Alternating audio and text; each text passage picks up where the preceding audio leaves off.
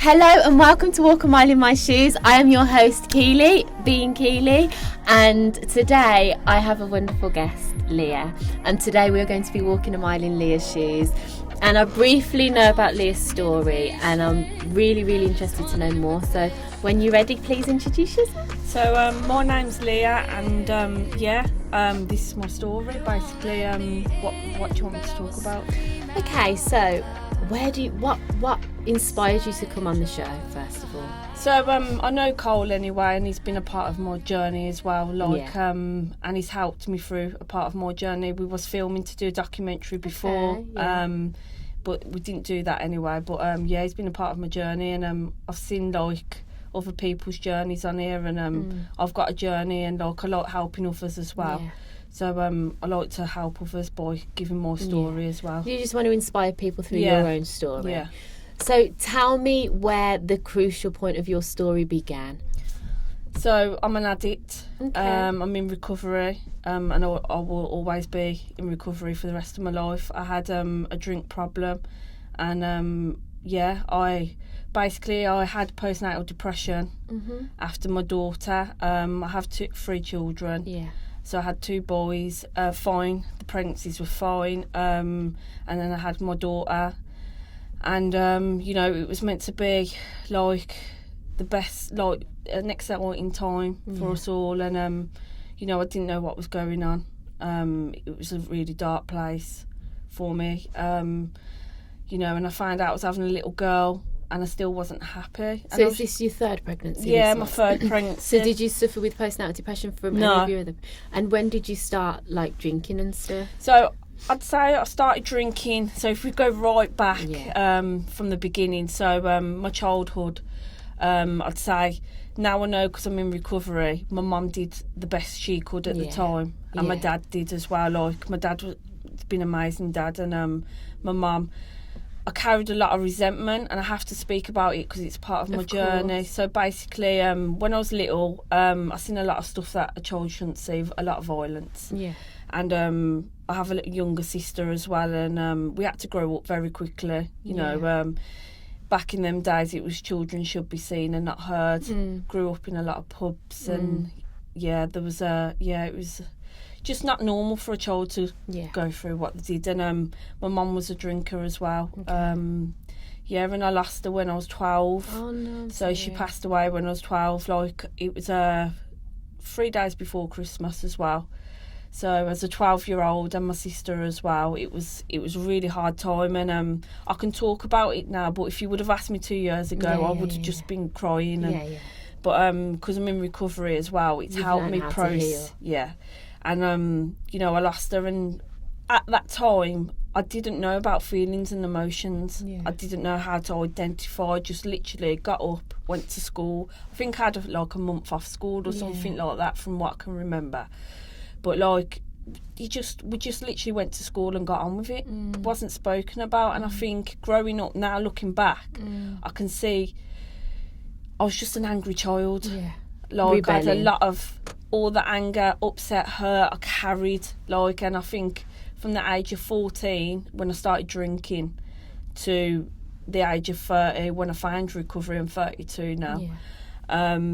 It's been a process, and I'm just grateful today, like that I've got recovery and the people in it, and 100%. Yeah, because I wouldn't like the life I've got now is so much better than the life I had then, and so I lost my mum, and my dad. We was living with my dad anyway because he had to step in and take custody of us as well, and I was with my mum as well when she passed away, so I seen all that, and I didn't know how to process it. Yeah. And no one ever said, what grief is or feelings or emotions. So I started drinking when I was 14, and I didn't think it was a problem. No. And hanging around with I used to hang around with boy racers. That was what I did when I was younger. Yeah. Used to hang around, like when you see the cars chasing all that. Anything adrenaline, I like. Anything dangerous, I like. I still do. We've all been there. I still like some of the stuff like motorbikes. Love motorbikes. Anything dangerous, but in a healthy way now. I know it's healthy. Yeah. So I did all the car scene and that. And that's where I met my children's dad, my oldest one, and my other 2 children are from someone else. So he was in the car scene as well. And I was drinking, and all my relationships, I guess, didn't work out because my self-worth was just on the floor. Like you spoke about us in your story as well. And my self-worth was just on the floor. I've been in a lot of toxic relationships, you know. And I think when you see it as a little child as well, you think it's normal. It's all you know. It's all you know. So it is normal to you. Yeah. And even though it doesn't feel right, and it's a negative environment because you feel negative all of the time, it's still all that you know. Yeah. So it's your comfort zone. Yeah. So even though it's really uncomfortable, it's the only place that you can find comfort from. Yeah. And I think that, wow, you will know that can make things worse, can't it? My vision was just very dark. I settled for less. Yeah. And did that make you drinking worse? Yeah. But again, I didn't know what was going on because I just thought this is normal. Yeah, this is what I've known. This is how I grew up. And I just used to drink and I had my first child at the age of 21, and I told myself, oh, that's it now. I've got my family. I'm going to be happy, and he's gonna make me, you know. And it weren't far from the truth because it just made everything 10 times worse because I promised myself I wouldn't put my children through what I'd put myself, what I'd gone through. Yeah. But I did exactly the same. Yeah. I think you've got to, obviously you're older now, so it gets to a point where you realise that at 21 it's still a very young age. I think when I'm 29 soon. Yeah. So I think when I was 18, 19, 20, 21, I always had big expectations when I was a teenager that when I got to 21, I was going to be married, I was going to have the kids. That's the age, that's the age where life starts. But the older I'm getting, I'm not married, I got no kids. I realised that it doesn't work like that at all, actually. No. People at 21 don't have their shit together, let's be honest. Yeah. And if they do, they're going to lose it somewhere down the line because everybody has to go through something. Right. I think the earlier you go through what you go through, the better it is. Yeah. Everything's hard. Yeah. Everything's hard. Having a child at 21 is hard within itself, especially if you didn't have like the support around you with the drinking and with having a child and being in a toxic relationship as well. How you was doing the best that you could. Yeah. And it might not be the best that somebody else could do, but you can only do what you've done. Yeah. And if you live in resentment and well, I was carrying like the hurt and pain from losing my mum, which I didn't know at this time either. And you know, because I lost her when I was 12, and then I'm 21. People were like, you should be over it now. And it's like, how'd you get over losing it? I'm only just processing it, if I'm honest now, like grief and that, because I've done a lot of work on myself and counselling stuff and that. Like I'm processing it now. So And then what happened? So how soon after your first child? What happened after that setup then? So you felt like you had your family unit, and then what happened after that? That family unit was broken because I was drinking. It was a toxic relationship anyway. But was he a drinker too? No. Okay. No. He wasn't a drinker or an addict. He was just a normal person, whatever you call a normal person. But didn't drink. He went to work, provided for the family. It was just me. Like as soon as I had a drink, I just pushed everyone away and caused carnage. I was in that relationship for about 2 years. We split up after my son was just turned 1 actually. And then how did it go from there? Did you take your son with you, or did? Yeah, right. I had my son full time. That relationship ended, and I brought him up on my own. And then I had my second child, Cody, and my daughter Lara. Like I've said, I had Cody. I'm trying to think now. Like he's 5 now. So yeah, I got into another relationship. I was drinking in between the relationship splitting up, and I got with someone else, and that was a mess. That was toxic as well again, and I settled for less. And I was always looking for someone to fix me. That's what I was doing. been there. You search for happiness within somebody else. Yeah. You think that if you can focus yourself on somebody else, then you don't have to deal with your own pain. And usually the person that you focus all your energy on is emotionally unavailable or toxic themselves. So you're putting all of this love and care and energy into somebody who is just taking it and not giving back. Yeah, a lot of with narcissism as well. I've had to do a lot of work on that as well, because that has a massive impact on your mental health 100%. as well. So I had I got into another relationship. My drinking through then, I was drinking, taking drugs, but it didn't become a problem. Yeah. To the extent of what happened with my children, and then had my second child, Cody, and I was in that relationship for 4 years, and it was quite a healthy relationship, if I'm honest. It was he didn't actually do anything wrong. It was again me. I pushed him away. Well done for taking accountability. Yeah. When it gets to the point where you can take accountability for your own actions, then you're already there. Yeah. You're already there. Yeah. Carry on, sorry to interrupt. Yeah, kind of, yeah. So we got engaged, and everything on the outside looked great. Everyone thought I was okay on the outside, friends as well. And I had my second child with him. And my drinking, if I'm honest with myself, my drinking was a problem when I was pregnant with Cody. And he knew, and he tried so many times to try and get me help, because he wanted me to get the help. And I tried, and I was just doing it because he wanted you to, and my family wanted me to do it. So I wasn't going to benefit from it, I just wanted everyone to leave me alone. So I was just like, I've been in trouble with the police as well through my drinking. I've been on probation, community service. This was when I was young though, because I had so much anger from losing my mum inside me, and you become that pain, don't you? But that relationship, we was together for 4 years, and I'd say it's probably one of the best relationships I've had, still to this day.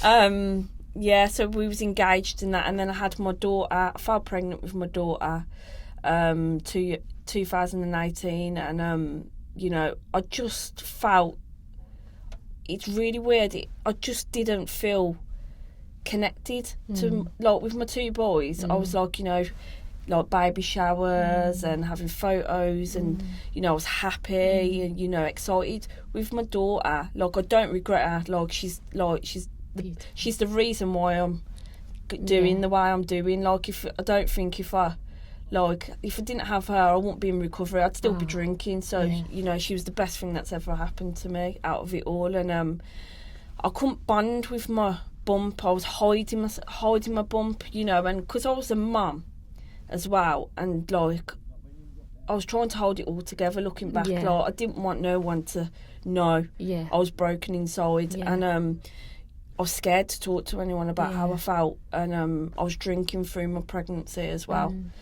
and my partner at the time, he was, looking back, he was just emotional wreck, bless him. He was trying to go to work, help me, and be a dad and everything, and it was just a really hard time. And I was drinking, and he begged me to stop drinking, and that, and he had to tell the midwife in the end.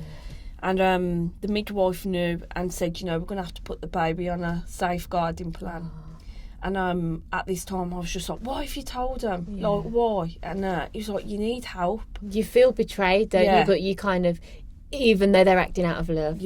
And I was like, I don't need help. I just need to be left alone, And the baby, she wasn't put on a safeguarding plan after I had her. And now, because I've done a lot of work with people, and I've worked with a lot of organisations, and I've had to go to court and stuff, I've been told I was failed by the system. Really? Yeah, because what should have happened was, when I had my daughter, I should have been put into a mother and baby unit and monitored, and I would have had that bond with her, because after I had her, the first 2 weeks of her being born was great, because my ex-partner was at home. So as soon as he left to go to work, I was just a mess. Really? I was crying all the time.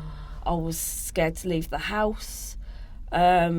it was just, I remember speaking to my sister the one day, like, and her saying, like, you know, you're going to get better. And I was like, I'm not. I just don't want to be here anymore. And it was hard for all my family as well, because they didn't know how to help me. And I was just getting worse and worse. And I was drinking more, you know. He'd come in from work and I'd be like, I'm going out now. Yeah. Because I just wanted to escape from everything. And I turned to drink and drugs really bad after this. And my daughter got to like 6 months old, was when I left. And it was my 30th birthday. I'm 32 now, and he threw me a massive like party, because I kept going on about this goddamn party. 30 is a big one. My whole attitude then was, I was so spoiled and horrible. Like, I was just that pain and anger, and like, I remember walking in at this party, and I was just like, is that it? And they're like, is that it? Have you not seen what he's done? Like, and my sister, she's like, have you not seen like everything he's done for you? And I was just numb. I was just like, I felt like I was just in like a bubble. And you know, I was just like, this is meant to be the most happiest time of my life. I've got my 2 boys and a little girl. You know, I'm engaged. I've got a lovely house. You know, I was working as well, and I just couldn't understand why I couldn't be happy, and why I was so scared, and why I couldn't bond with my daughter. And I went to the doctors as well, and I remember sitting outside the doctors the one day, all day with my daughter, and phoning my partner at the time and saying, I can't do this no more, don't want to be here. And he's like, what do you mean? And he didn't understand it. And I seen the doctors, and they gave me antidepressants. They said, you know, you're going to get worse before you get better. And I was just like, can't afford to get worse before I get better. I'd literally crawling myself out of bed. Like, I'd do school runs and then back home, drink. Like, and I was on antidepressants. And when I turned to 30, I was only on them for a few months. And my ex at the time, he was like, you know, you don't need antidepressants. You need to talk to someone. You need to talk about how you're feeling. But I couldn't talk about how I was feeling, because I didn't know what I was feeling. I'd never spoken about, like I say, from childhood, feelings and emotions. I didn't know how to process You didn't know what they were? No. I know what anger was and upset, but I didn't know what happiness was, grief, all that. So, I had my 30th birthday, and my drinking that night got horrendous. Like, I just drank till I was blackout. And then, like, I disappeared for a weekend. I disappeared and took myself away from my family and my partner, and I was drinking and taking drugs, like, because I just didn't want to be here. And I tried to take my own. In the end, it got that bad because I couldn't get the help. I tried to take my own life, and it was a horrible place. Horrible place. You know, like, when I'm meant to be happy with my children and that as well, and I pushed everyone away. Like, my family. I don't speak to certain members of family now because I've pushed them away. But I know in time, as long as I keep doing what I need to do for me, on my path of recovery, everything will fall into place. 100%. I'm a great believer of that. 100%, because you'll elevate higher, and the more you release, and when I started this journey of healing, I didn't think it was going to be as hard as it was. I didn't think it was going to be as long as it was either. I thought, you know, one day, let everything out. I'll be fine the next day. Let me just work out how to do it. But it's not like that at all, is it? And I think there's different stages of it and different levels of it. And I remember, I know you've watched my story because you told me, I remember a couple of years ago, I was probably about a year into the healing journey, and I just rang my mum, and I was screaming and crying, and I was saying, it's not fair. Like, I was having like a brat attack, but I was supposed to be okay by this point. And my mum was like, do you want me to get you help? Like, what do you want now? And then I feel like after I got off the phone, I was like, what was that? What was that? And then as the days went by, I was like, that was a release, because I don't feel how I felt then, and I haven't felt like I felt since then. So I think every so often something triggers you, and then you'll have a release, but the release is always good, because it means it's going and it's gone, and then you've got more space within you to kind of fill it with what you want, fill it with love and happiness and joy.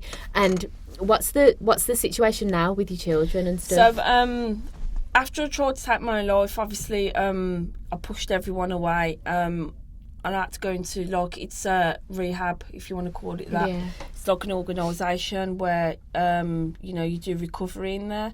And it's been the best thing I've ever done. But at the time, when I tried to... I still had postnatal depression. Yeah. I was diagnosed with that, but then it turned into postnatal psychosis, which is where you can harm yourself, which I did, or your child. Yeah. So, you know, I was failed by the system. Like, I should have been put in a mother and baby unit. Like, you know, I could have had that bond with her, you know, because I do carry a lot of guilt and shame because I've missed out on her walking, her talking and that. But our relationship now we've got is great. You wouldn't have even think that had happened. And it's good that she's still so young. Yeah, exactly, both, so my ex-partner took my children to Devon. He had to get away from me. I was just, you know, I was a nightmare, and I put myself into recovery. I had to do a court case. Was that the driving force? Yeah. When he left then, was that kind of like, I need to do something? Yeah, well, I've had a few relapses before that. Yeah. But then when we had to go to court and stuff like that, I was just like, I need to sort myself out now. It's either make or break. I can either make something of myself and be the mum I've always wanted to be for my children, or go down that road, keep going down that road. And I had to do court. We went to court, and like, I was judged on paperwork, I feel. You know, it felt like the more I asked for help, the more... You was looked down upon. Yeah. Basically. And I had to represent myself up in court. And because I had the depression, you spoke about depression as well, I couldn't even string a sentence together. Yeah. So to represent myself in court, like, you know, he had a solicitor and everything, and I they were just like, you know, you this, you that, and I was just like, yeah. I was just cried, and it was just a hard time, court was, because like you said, I couldn't even like get a sentence together. I suffered with depression, so I was sleeping because I wasn't using drugs or drinking. I was just sleeping. The day away. Everything was a struggle, and I still had the postnatal, and the court ordered that I would get supervised contact an hour a month, and which I had to pay for as well.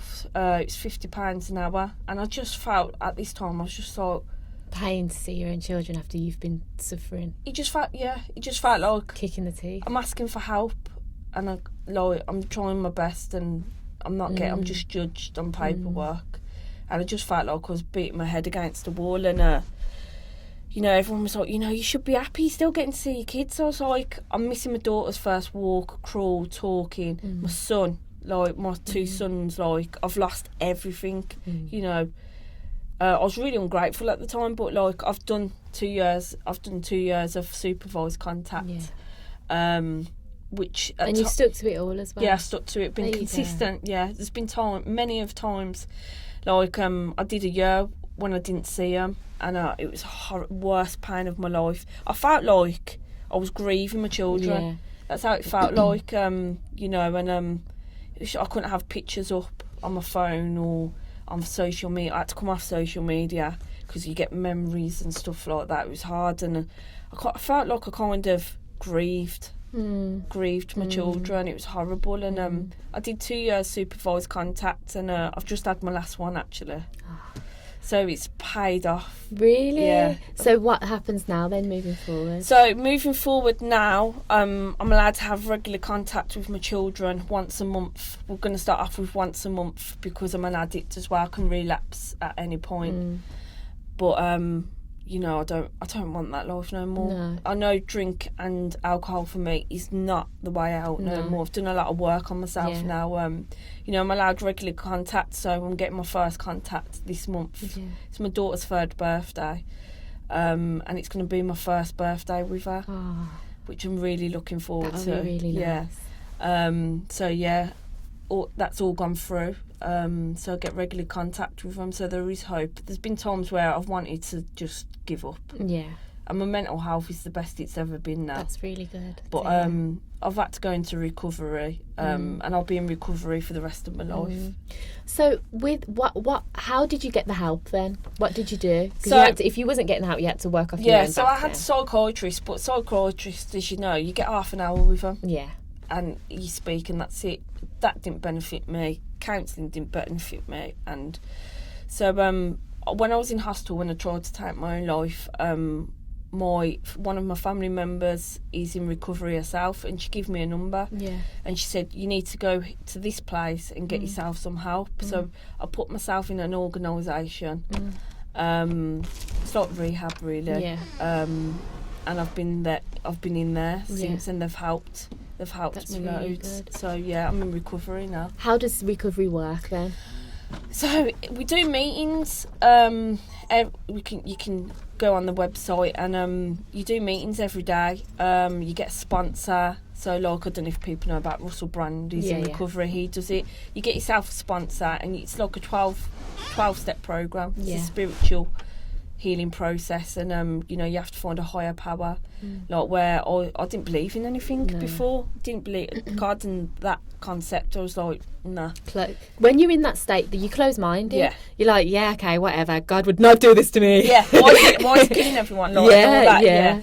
So it's a 12-step program, spiritual program, and it talks about your past, and your defects of character. Your bad traits, and how you can change them. It's worked for me. I can tell. I love it. I didn't know you before, but you're definitely glowing now. I have a lot of gratitude. I enjoy my surroundings. I was one of these people that didn't enjoy surroundings. Yeah. Everything was an effort. Yeah. Like, I know. I thought the world owed me. That's my attitude, and now I know that's not the truth. I know you have to work for things, and it's a beautiful process. And I've got a sponsor, and I've met some amazing people in there, because I used to be one of these people, like homeless people, and that. Yeah. I used to judge them, and I used to, walk past them on the street and think that's your own fault. But I am one of them people now, and like, what I do now is I give back and I help other addicts as much as you can. as I can. And people, like, I remember when I first went into a group room, because we have to do groups and that, and I walked in and I had a dress on like I wear now, and I remember a few of my mates went, "We thought you worked here," and I was like, "What do you mean?" They went, "We didn't know you was an addict," and I was like, "What?" Because I don't look like an addict. Yeah. What do I, because I'm not homeless, and all that. It's a stereotype. They said, "Oh, we thought you was here to teach us something," and then you said, "My name's Leah, I'm an addict." Do you know what I mean? So it was, it's just been a beautiful journey. Well, it's been painful as well, really painful, and all the times I thought, why? But now I think, try me. No. Yeah. Come at me. I'm ready. Yeah. So I've turned my pain into purpose, and I like that. Yeah, I have, and I volunteer for crisis homeless organisation. That's amazing. Yeah, and I want, like yourself, I want to do personal development coach. Yeah. I think you'll be really, really good at it. 100%. Thank you. You come across really well as well, and really confident, because a lot of people telling their story, because it's so personal. Yeah. It's hard for them to get it across, but it's like you've really embodied who you are and what you've been through, and you are who you are, and you are coming for everything with your name on it, and that's just really I'm not ashamed. No, you can't do. Before, I used to hide it. I used to say I had postnatal depression, but I'm not an addict. And I've relapsed because of that. So now I know I am an addict, and I'll always be an addict. But I'm not just an addict as well. I'm a mum, I'm a sister, I'm an auntie. And I think that saying, I'm an addict, is so... It sounds quite harsh. Yeah. Because looking at you, you're not an addict, but you know what you mean. Yeah. And it just means that you have the potential to relapse, but you're not going to. No. You've got just complete control. Yeah. You've got control over it. Don't know what tomorrow's going to bring. Yeah. One day at a time. One day at a time. And that's all that you can ever ask for. If you live in the past, you will live in depression. If you live in the future, you, like in your mind, you have anxiety. Yeah. All you can do is take one step at a time. You don't know what tomorrow's going to bring, but today you've made a difference. Yeah. And that's all that you can ask for. And your children are happier. Yeah. And I'm going to be I wasn't emotionally available Yeah. then. Like, and now I'm going to be like the best version of myself, and the kids have got the best version of me. Yeah. Would you ever move to Devon yourself? Yeah. I love it down there. Really? Yeah, I think that would be my next process, but not right now. I've done a lot of courses on myself. So I did one before I came here. Actually, I was doing a equality and diversity course. Yeah. And I want to do like psychology. That's the one. I've done understanding mental health, anxiety, how to cope with stress. Like, I'm doing holding workshops at the minute for the organisation that I'm volunteering for. So we do different workshops like to help addicts or vulnerable adults, to help them talk about how they feel and that, and mental health as well, because unless you've been through it, like what we call ourselves experts by experience. Oh, I like that. Because that's exactly what it is. If you learn how to get through it, you're an expert anyway. And it sounds like you've had to get through a hell of a lot, and that's admirable. You're a very strong person. And when you realise, obviously I know that you've realised, I'm just talking about myself, when you realise how strong you actually are, then you realise how much you've actually been through. Because when you're going through it, you don't realise how strong you have to be to get through it. Because mental health, you can't see it. It's inside. So it's easy to mask it up, and it's easy to put a face onto the world that is okay when inside you're not. And because mental health has only really started to come out really properly over the past couple of years, nobody spoke about it because it was seen as weak. And it's not weak, it's strength, because if you can sort out how you operate from the inside out, how are you a weak person? Exactly that. What's your plans moving forward? Do you have like a page and stuff? Yeah, I do have a page. I'm on Instagram, Recovery Girl. Okay. Yeah, so I share all my like, I do a lot of talks on there about recovery and that, just because since I've been in recovery, I had a bucket list as well. This is how I met Cole. I did a bucket list because I never believed in myself, and now I believe in myself and I felt empowered. I did boxing. Don't know why, but I did. I've tried it as well. I did boxing. I'm not good at it either. I did boxing and I did that for Birmingham Children's Hospital, which was great. I climbed Snowdonia, which was another great experience. And I do a lot of talks on my Instagram page about recovery, and I've had so many people come forward, like Facebook, Instagram, people that they don't know the way out. They're 100%. Drinking and taking drugs, men as well. It's really hard for men to talk about their feelings. And I've had so many school friends and so many people go, how have you done it?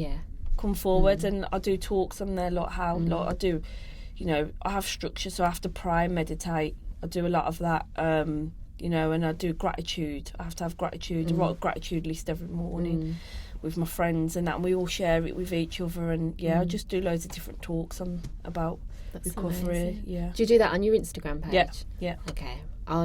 We'll put your Instagram tag at the bottom so everybody can come and see you and see what you have to offer and stuff, because I know that you're going to make an impact in lots of people's lives. Thank you. For everybody who's watching, what message do you want to say to them? So you said something to me and I was going to spin off on that, but I didn't want to interrupt you. Pain into purpose. No, it was more recent than that. It was basically it was something along the lines of what advice, I can't remember, but forget that anyway. What advice would you give to somebody who has got a similar story to you, or he is trying to overcome anything mentally or anything like that? Bring yourself back to a place when you was that person and what you would have needed to hear, and look into that camera so it's personal for them. So for anyone that's going through pain right now, wow, I'm just trying to... No, get yourself into alignment. There's always a way out. Never give up. The pain that you're going through, there will always be a reason why that pain's happening to you. Don't be the pain. Don't allow that pain, and grow from it. And just speak about how you feel. It doesn't matter what it is, just you need that connection, speak to someone, and never give up, no matter how hard the journey is. Just keep going forward. There's always a reason. I always say there's a reason beyond the pain. It's either for a blessing or a lesson. Yeah, 100%. Because everything you go through is either teaching. Everything you go through is teaching you something. It's teaching you something about yourself. Yeah. It's teaching you where your strengths lie, where your weaknesses lie. Your weaknesses and your strengths are actually the same thing. Yeah. I'm a very emotional person, and I've seen that as a weakness for all of my life. I remember when I was watching EastEnders at like 5 years old, and Ethel passed away, and I couldn't sleep for 2 days because I was so sad. Honestly, I'm very emotional, and all this time I thought it was a bad thing, but then I realised that I'm glad that I'm emotional, because when you tap into your positive emotions like happiness and stuff, you can be even happier than you thought that you could ever be, because you just got to channel it properly. There's nothing wrong with being in touch with your feelings, and I think for men as well, like, because I'm in recovery as well, a lot of men in recovery talk about their feelings. You don't see that. That's amazing. Like, you don't see how, like, especially with COVID as well, like, it's hard for everyone, really hard for everyone to speak. Some people don't even have anyone to speak to. So it's really hard at the moment, where we all need to pull together, don't we? I think as well, for anybody who is on the brink of getting help, you have to remember that your story lies within your struggle, and your story is your unique selling point. That is your purpose will be born within your story, because I believe that everybody is supposed to empower people. You just find a cause and you support it. You find a cause and you can just put as much as you can into it. Like, you found your cause now, so you're going to help people recover. And if you've got a similar story, that anybody's got a similar story and they're struggling to get through it, when you come out of it, your story is what you're going to tell to inspire other people. And I just love that, because it just gives everybody hope. Like, nobody has to suffer alone. Everybody who's suffering, there is another side. You've just got to make them steps. You've just got to, what did you do actually? What did you do? I remember, this was mine. When I woke up after I'd taken in the hospital and I'd taken an overdose. Yeah, because I've seen your story. Yeah, I think this was actually the last time I did it, and I decided to put myself into a mental home. I went back there. I kept saying to him, put me in a mental home. I need psychiatric help. And then when I was there, I kind of treated it as a bit like a holiday camp. I took books and stuff. I just wanted to get away from everybody. Obviously, there was people there, but I remember thinking, right, now I've got two choices. I can let this control and destroy the rest of my life, or I can choose to live again. And this time, I'm living on my terms. Like, nobody can tell me how I'm supposed to feel, how I feel, nothing. I'm taking the reins of my own destiny, and I'm just gonna see what happens. And I think when I made that decision, and I turned that decision into a strong belief, I've never looked back. And even though I've struggled with the healing process, I've struggled with the mental health process. Easy. I struggle with the spiritual process. I think I'm doing something right, and then something happens. I'm like, ah! Why? But what have I done, God? What am I supposed to learn here? I think when you get to that point, when you've made the decision, there's no going back from there, basically, is what I'm trying to say. What made you come to that decision? What made me come to that decision? I think, being in recovery and the 12 steps, you look at everything, there's a way out. Yeah. It's really hard. It's like, I wish if I could put it in a bottle and say, drink this, you're going to be all right. You've recovered. Yeah. But, the 12 steps are just an amazing process. And there's so many organisations out there that help, that people don't even know about as well. It's about raising awareness and stuff as well. And have you got all this information on your page as well? Yeah. Okay. Wow. Is there anything else you'd like to say before we close in? I think it's been lovely to be here. Have you got any questions that you want to ask me? I always forget to ask people that. I swear. I come like, yeah, I'm a psychologist, I did this, and I'm like, oh, I forgot to ask if they have any questions. No. I'm just too intrigued in the stories because I love listening to other people's stories because it's empowering. It adds to my strength because I'm like, yes, somebody else. There's somebody else who's on this journey. Well, with more pain now, I just say try me. Yeah. Try me. Yeah. Don't become it. Just try me. Yeah. Next. Oh, I'm ready. Yeah, next. And on my self-worth as well, I have high expectations. Yeah. And like you said, your surroundings. I have to have healthy people around me. My surroundings have to be healthy. And I can pick up quite quickly now toxic people. Yeah. And you're more sensitive, you're energy sensitive. The more spiritual you get, the more sensitive you get. Because you're out of that zone. You know, when like I said, when you're in that vision, that tunnel vision, and everything's dark and that, that's what you become. When you step outside of it, it's like stepping into the light. Yeah. With what they say, like, with darkness comes light, and I definitely think I'm on that path now. And you'll feel it when you go around people that you used to be around. Like me, I feel anxious. Yeah. I feel anxious because I feel out of place now. Yeah. Not out of place like, oh, I'm too good to be here because now I've got light. But more like, could this take me back to a place where I was, kind of thing. Mentally, it's all about yourself. It's never about anybody else. No. It's about how you perceive things, how you deal with things, how you process things, and who you are, essentially. Yeah. So, thank you for coming on the show. I've loved having you as a guest, and I want you to come on in like a couple of months as well, and keep keep me updated with the journey, and we'll keep bringing people to your page as well. So we'll uplift each other. That's what it's all about. Thank you very much. Thank you.